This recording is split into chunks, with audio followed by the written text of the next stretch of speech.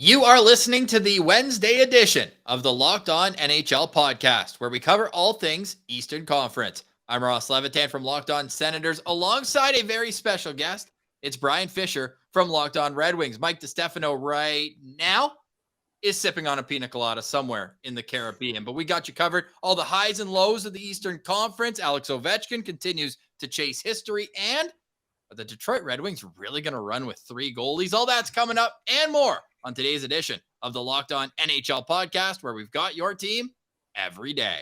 Locked On NHL, your daily podcast on the National Hockey League. Part of the Locked On Podcast Network, your team every day.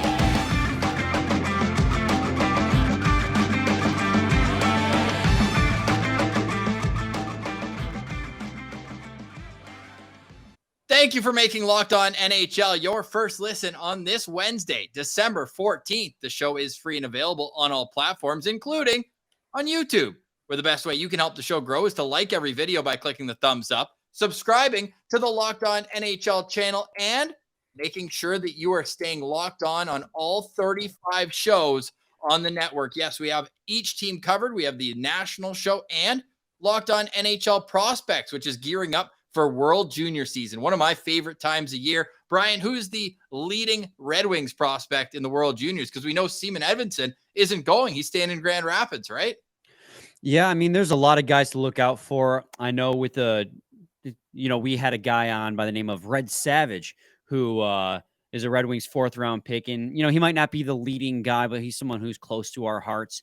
He's plays for the University of Miami, Ohio, and he is currently attempting to make the team with Team USA, and he was their captain a couple years ago.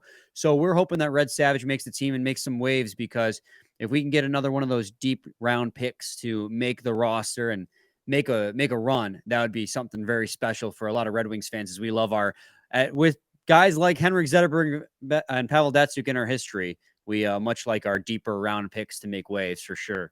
Yeah, absolutely. I mean, that's a Hall of Fame name there too. Red Savage, from Hall of Fame name to Hall of Fame player. Alexander Ovechkin has been on a goal-scoring tear. He's got 4 goals over his last 3 games. However, all of them are empty netters. Brian, is he ever going to score on a goalie again, or is he just going to break Gretzky's record, which he is now double digits away from, just by getting empty netters? Well, I understand that that's definitely a facetious way of phrasing that question.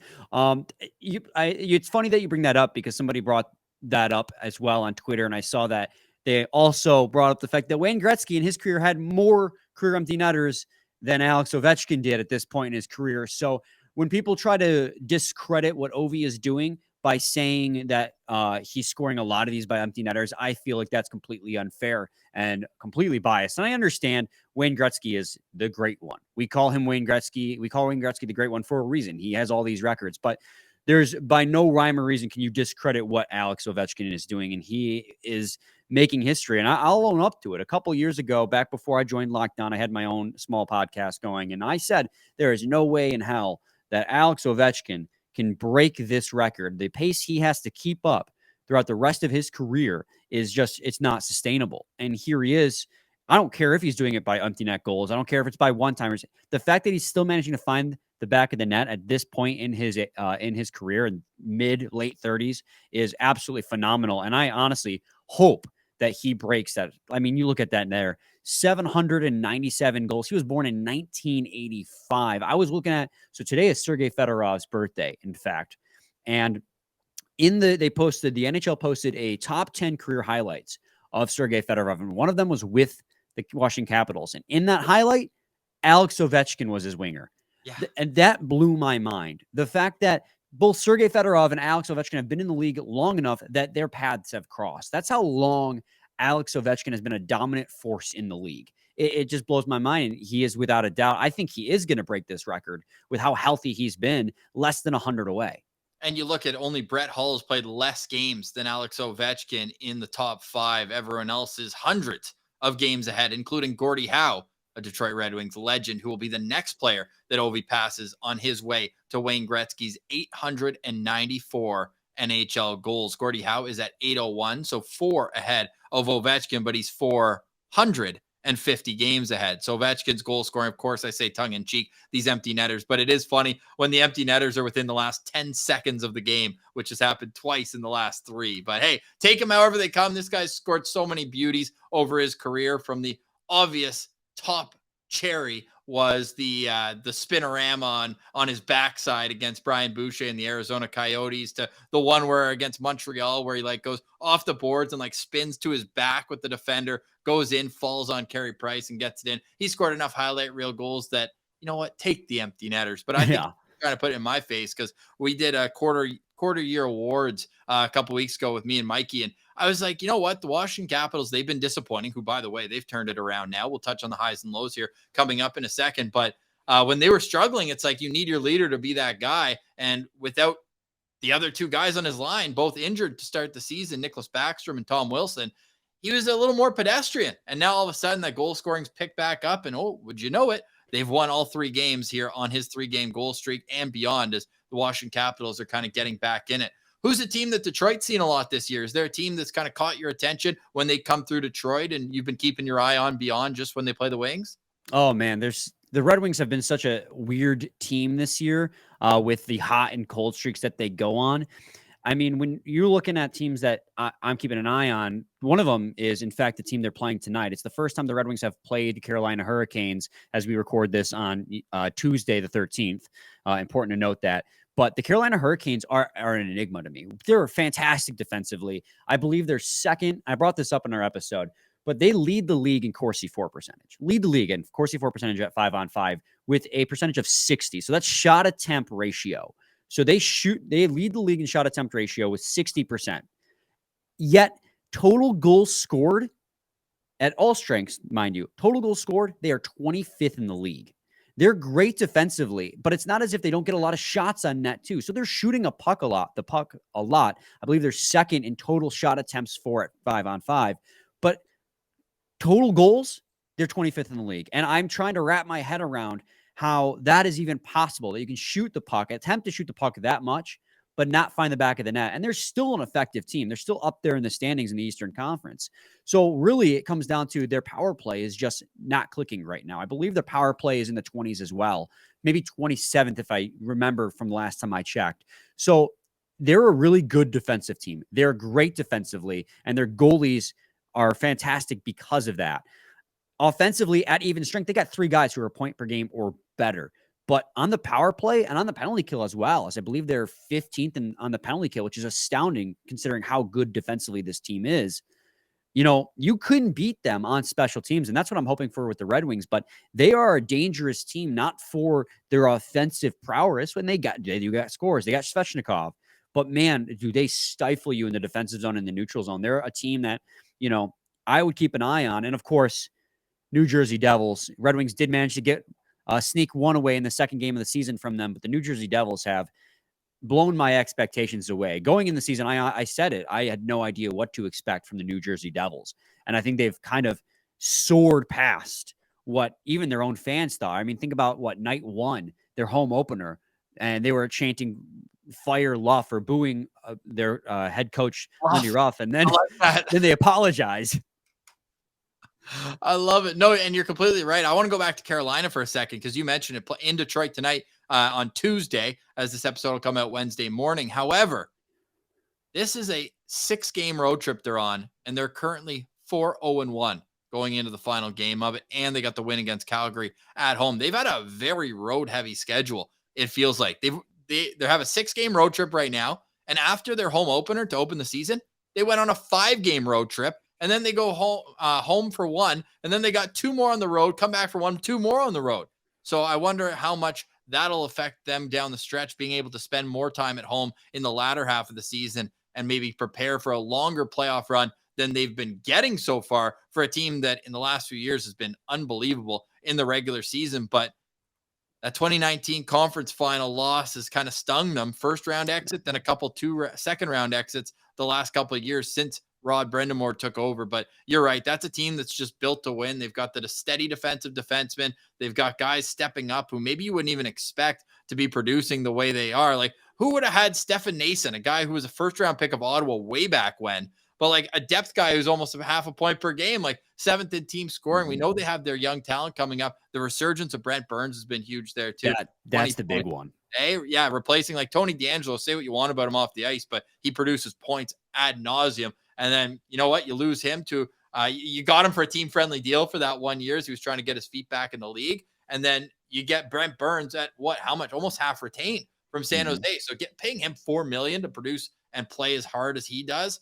Yeah, that's a team to watch. I'm glad you brought them up. I'll bring up a team right after a quick word from one of our favorite sponsors right here on the Locked On NHL podcast. Before we get to it, though, I will let you know that we have you covered Monday through Friday right here on Locked On NHL. The beauty of the Locked On Podcast Network is it's local experts on the biggest stories. So if something happens with Ovechkin, let's say he gets a hat trick, hits 800 goals, you can tune into Locked On Capitals and they'll have you covered with all the passion you expect from a fan and the knowledge of journalism. But we also couldn't do it without our favorite sponsors like betonline.net. BetOnline has you covered with more props, odds, and lines than ever before. It's the #1 sports betting info, stats, news, analysis site, and the only place we trust here at Locked On Podcast Network. Get the latest odds and trends for every professional and amateur league out there, from pro football to college bowl season to basketball and the World Cup. It's going to be the final. You got to get some action on that responsibly at betonline.net. If you love sports podcasts, you can even find those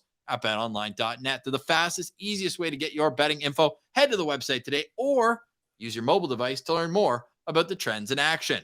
It's betonline.net. It's where the game starts.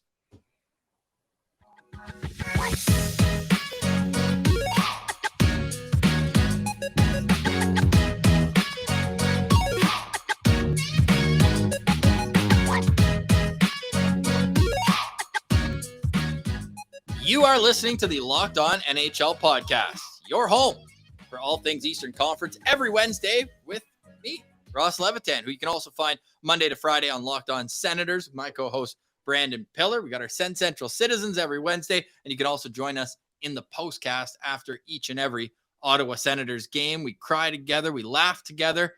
And speaking of laughing, did you see what happened with the Senators last Saturday in Nashville on the bench? No, I didn't. This is news to me.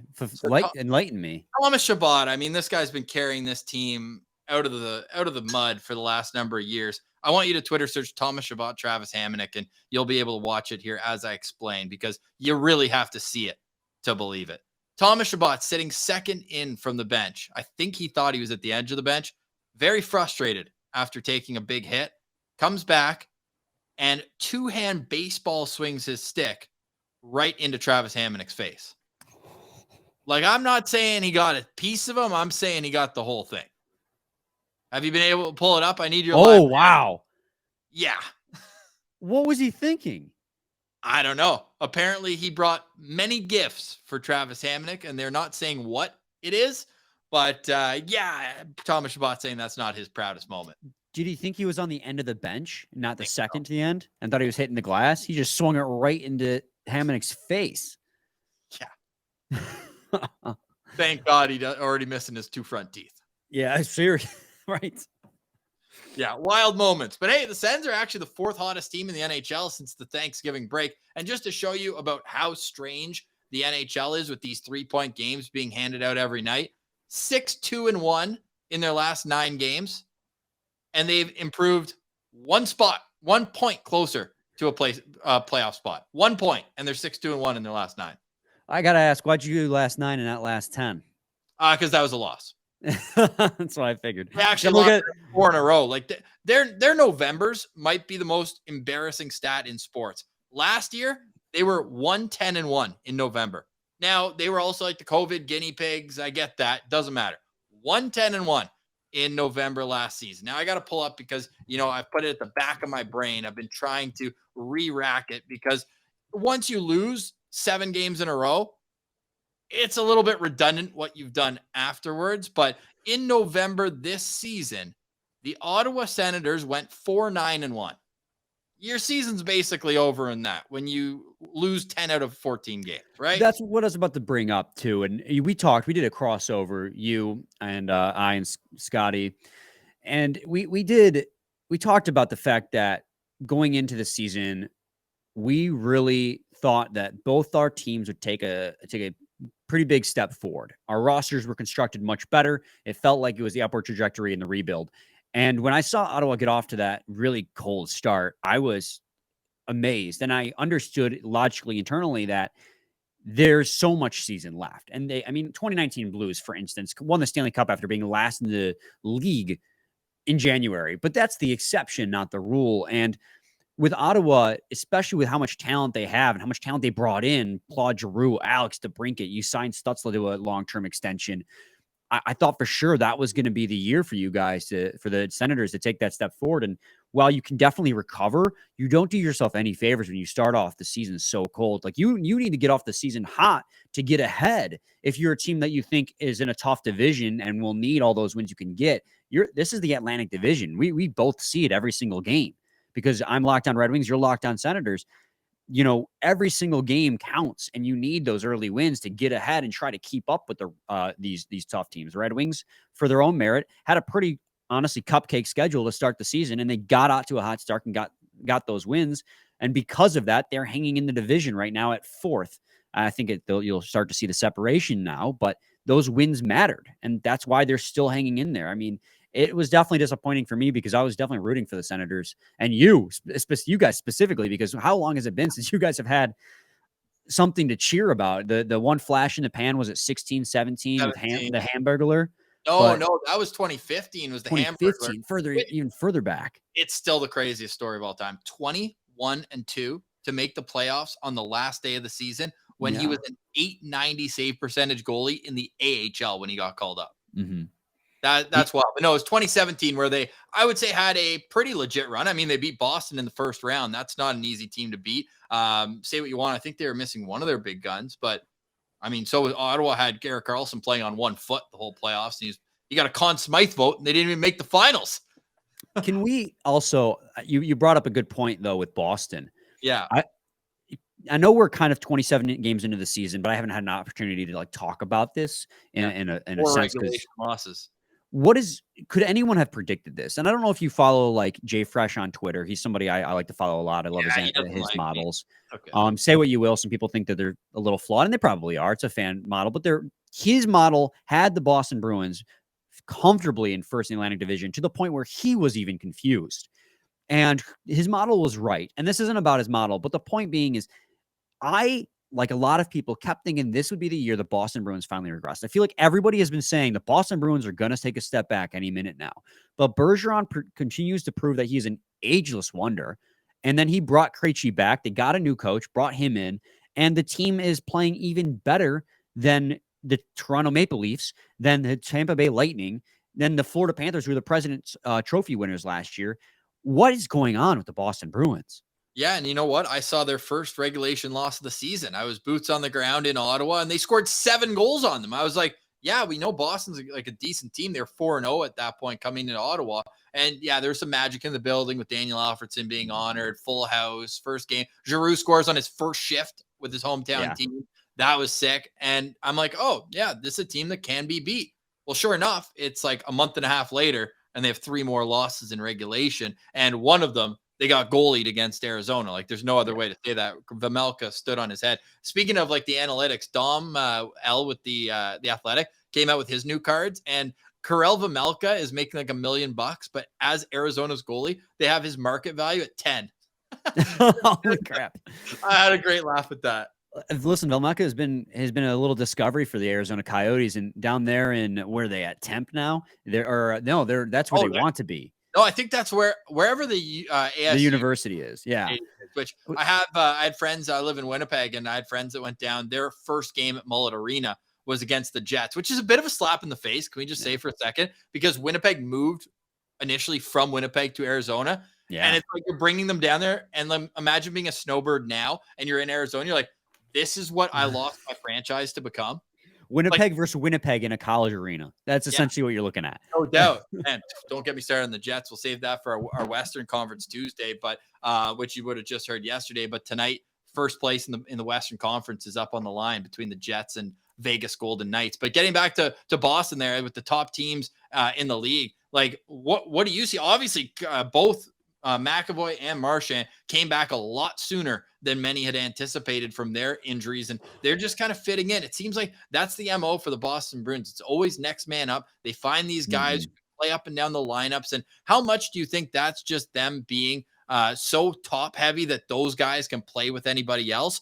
Or is it something in particular that you've noticed that's allowing them to have this continued run of success? It's both, man. I mean, it's both. They're top heavy, but they're also next man up and have depth. I mean, you got Patrice Bergeron, you got David Pastrnak. If you're the Boston Bruins, you have to sign him to an extension as soon as possible. If not, if I'm Steve Yzerman, you're throwing everything at that guy because the Red Wings desperately need, a showstopper. And David Pastrnak is a showstopper. 38 points in 27 games played. He's 1 goal shy of 20. He's 1 assist shy of 20.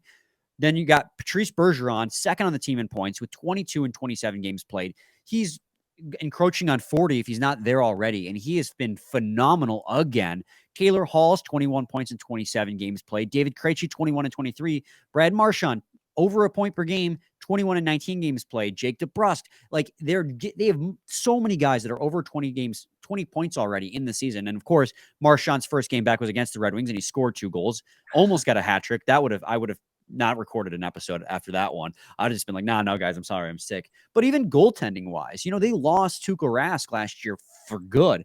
And their goaltending tandem of Swayman and Linus Ullmark have been phenomenal. And I'm just blown away by this next man up mentality where they have the next guy ready to go right away. I mean, Ullmark's rocking a .941 save percentage in 19 games played. In fact, what is his goals saved above expected?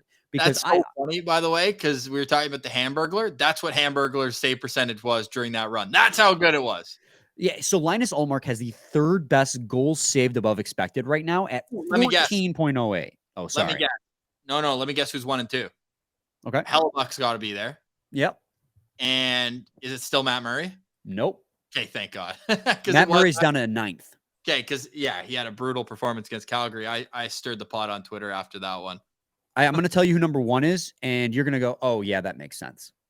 Ilya Sorokin of the New York Islanders, a team that's built to play defense. But Ilya Sorokin has a 19.8 goals saved above expected. That is an insane number.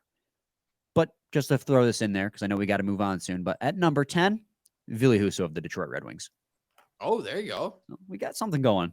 There you go. You certainly do. We do want to touch on the Detroit Red Wings goaltending situation and who needs to step it up after a bad week. Let's get to that on the Locked On NHL podcast. Your team every day.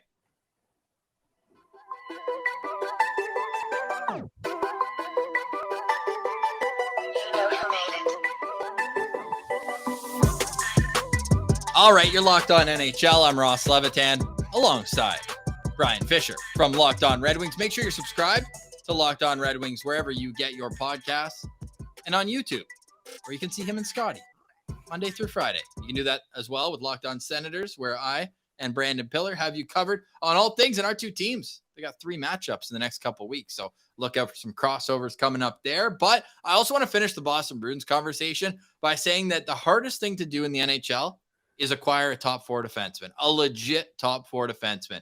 And when you can get one and extend them right away, there's no better way to extend success. And Hampus Lindholm has been all that and more for the Boston Bruins. Like, his numbers are ridiculous since getting there. I don't know what Anaheim was doing giving up on him that quick.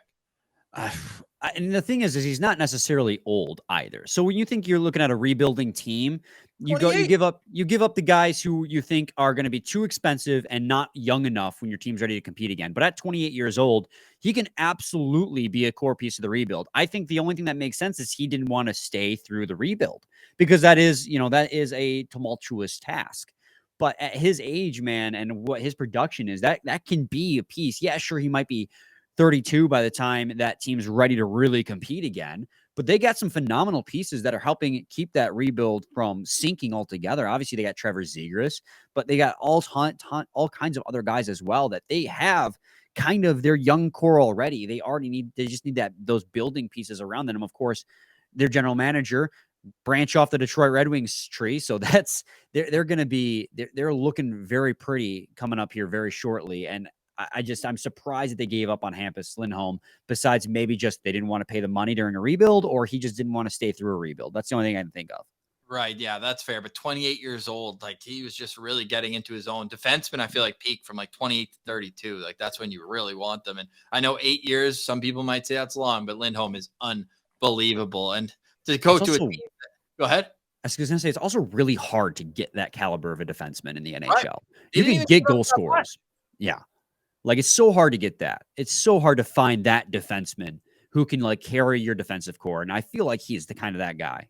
A first round pick, 2 second-round picks, a depth prospect defenseman, Urho Vakanainen, he's okay, and a cap dump in John Moore. That's wild. And the Ducks retained 50% of last year's AAV to get them to where it needed to be. So pretty impressive move there by Don Sweeney. Now let's touch on the Detroit Red Wings, because you mentioned they've called up Magnus Hellberg, which is a blessing for anyone who likes goaltending equipment, as he's probably already got his Detroit Red Wings set back. Do you think he still has it? It's back? Yeah, it was in a storage locker in Sweden, Yeah. and he got it shipped back. And there's photos of him at practice today, and he had it. He was wearing it, and it's just, I mean, every single set of pads he's had since coming back to the NHL has been awesome. But those Red Wings ones, for obvious reasons, are my number one. But So how does 3 goalies? Because like we had Mads Sogard on, a Sens prospect this summer, and before trading both goalies who Ottawa had last year, Pierre Dorion went in the summer being like, "Hey, we have Matt Murray, we have Anton Forsberg, we have Philip Gustafsson, all on one-way contracts. We can just keep all 3." And we asked Matt Sogard in a roundabout way, like, can 3 goalies work? And he's like, absolutely not. Like, you both guys need their workload in practice. There's only 2 nets. Like, how long do you think Detroit's going to go with 3 goalies? Because we know Husso's the starter. So basically, they're calling up Hellberg to challenge Nedeljkovic for that backup position. Yeah, that's specifically it. I mean, Husso has been far more than advertised. And the fact that the Red Wings acquired him for a 3rd-round pick from St. Louis is insane to me, because he's been great. They signed him to an extension. And like I said, he's 10th in the league in goals saved above expected on a team defense that is still pretty poor, if I'm being honest. But he cemented himself as the starter, so it's really up to the backup. And going into the season, you thought that it would be Husso and Nedeljkovic tandem. Like they'd split time, because Nedeljkovic, despite having a down year, finished with an over 900 save percentage on an abysmal the defense last year was one of the worst in the leagues. You had Moritz Seider and nobody else. So you're like, okay, well, that wasn't really Nedeljkovic's fault. Well, coming into this year, he's been worse than he was last year, and to the point where it's awful, giving up goals in bunches. 1 goal will lead to a 2nd goal, will lead to a 3rd goal. You end up losing by 3 or 4 goals every single time he's in net. And it feels like a fundamental thing for him. And so right now, obviously, like you said, that you can't really carry 3 goalies. How do you distribute that workload? And this is a conversation Scotty and I had last night, because Husso's your starter. And so you have Husso, or Nedeljkovic rather, and Magnus Hellberg fighting for the backup role. Well, how do you determine who's the better backup if each goalie is only going to get a spot start every once a week just to give Husso a day off? So that's not really a formula for success. But right now, I feel like you have to carry Husso, because the Red Wings are competing. They're still in it.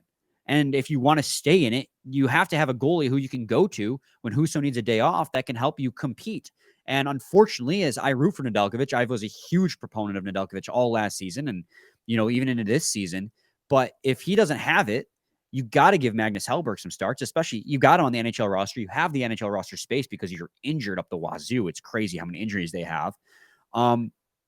Give him a spot start, see how he performs. He had 1 NHL start this year with your Ottawa Senators, and he was great. He had like a .935 save percentage in that game. It made 29 saves on 31 shots. Good opponent too.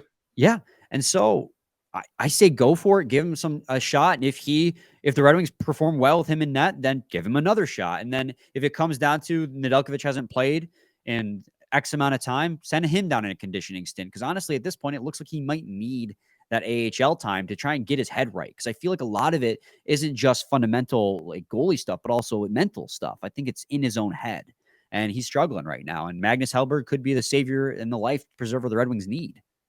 Very interesting. I'm really excited to see how the Red Wings compare this weekend. It's unfortunate we won't get another edition of the Lucas Raymond, Tim Stützle debate, as it looks like Tim Stützle is going to be out with injury here. Took a brutal hit. And you talk about injuries, like Michigan native Josh Norris. He's been out with another shoulder injury. Last year, Shane Pinto down the middle missed all season with a shoulder, and now Timmy Stützle has a shoulder injury. So what are the chances long-term injuries for all three of your top centermen in the system? Really unfortunate stuff. Yeah. I mean, if you want to compare injuries, the Red Wings are right there too. And I know it's the NHL. This thing kind of happens, but we've lost Tyler Bertuzzi twice now, needing surgery on 2 different hands after he broke them both blocking shots. Veron is in the player assistance program. Obviously, well wishes to him whenever he's ready to come back, he can, but we don't know a timeline. Fabry is still out, recovering from an ACL. Mark Pysyk, after they signed him, tore his ACL, suffered a setback. Now Robert Haig's on the IR, or one of arguably our best defensive signing, and Oli Mata is currently sick. He's been sick, so he's missing the game tonight. Matt Luff broke his arm. He's having surgery. There's just the Red Wings depth, which was looking so pretty going into the season, has been absolutely decimated by injuries, and it's showing on the ice as they continue to struggle at 5-on-5. Luckily, their special teams is amazing because Dominic Kubalik is a freak on the power play, but that's a story for another day. Well, that sounds like a story for Locked On Red Wings, where everyone can go subscribe. Brian, really appreciate you jumping on with me, brother. It's always great to chat, and we'll get another crossover going here as the Sens and Red Wings battle 3 times in the next 2 weeks. Yeah, let's do it. I'm looking forward to it, man. Awesome. Great. This has been the Locked On NHL podcast. We are going to pass it over to Thursday, where you get power rankings each and every week with Chris Maselli and Adam Denker. But for today, we say goodbye. For Brian Fisher, I'm Ross Levitan. This has been the Locked On NHL podcast, your team every day.